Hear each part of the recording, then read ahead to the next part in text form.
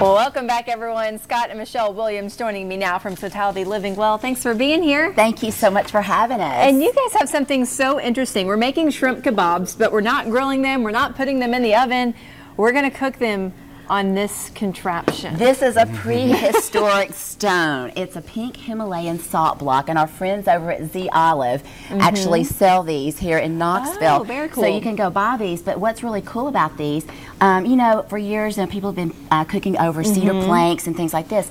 This will flavor your food and give it a component of salt. So we see pink Himalayan salt in a lot of things these days. It's making a kind of a debut in the stores, and it's known for its healthy mineral content, and then the lamps and things like that. Well, we have this salt block that you heat for 20 minutes and at about 450 degrees, and you want to bring it out and then cook it on top of your stove over a heat source, or you can put this on the grill.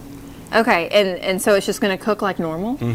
It's going to cook just like normal. Okay, because it doesn't, like, there's no smoke, there's no, so I'm like, is it going to cook? No, you can kind of see a little bit of sizzle going to it right now in the oil, as it cooks just like you would be in a frying pan, basically.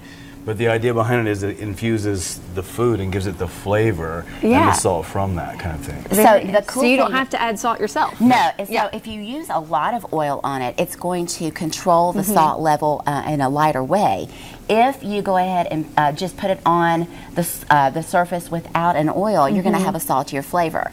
So we just made up some shrimp for our kids just to see what they thought, and they were like, oh my goodness, you know. So we did not include salt in this recipe for this reason. So if you're going to cook over a different heat source, then you're going to want to use a little salt. And what else have you put on the kebabs? We've put jicama. And that's like a root vegetable from Mexico, and it's very similar to it's very similar to an apple or a water chestnut. I was gonna say it looks like apples. It's loaded with vitamin C, but we've also teamed it with an apple.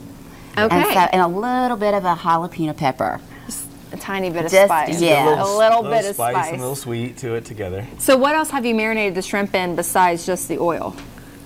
A little bit of cumin and a little bit of cayenne. So grapeseed oil, and we just let that marinate and fuse all together.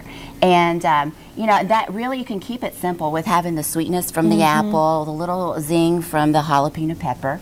And yeah, the jicama is just a nice, pleasant, light apple flavor. And you can use this for other kinds of meat as well. Oh, all kinds of meat, yeah. I mean, from steaks to any kind of seafood, to pork, to bacon, to anything that you would want to actually cook. You can put it on here, and you would also take this and put it in the freezer and put it out cold and actually do like sushi plates or fruit plates, things that would actually, you know, require coldness to them too. Is it heavy? Yes. Very, very heavy. It is your workout. And you're getting a workout while you're eating shrimp kebabs. It doesn't get any better. Yes, exactly. And I want to tell you that we also made up this cool little sauce with mayonnaise, sriracha sauce, and a little bit of pineapple juice, and to just drizzle over the kebabs, and then a green rice that's been dyed with bamboo, and that's loaded with chlorophyll. So you can find all kinds of cool little grains to make a conventional dish extraordinary.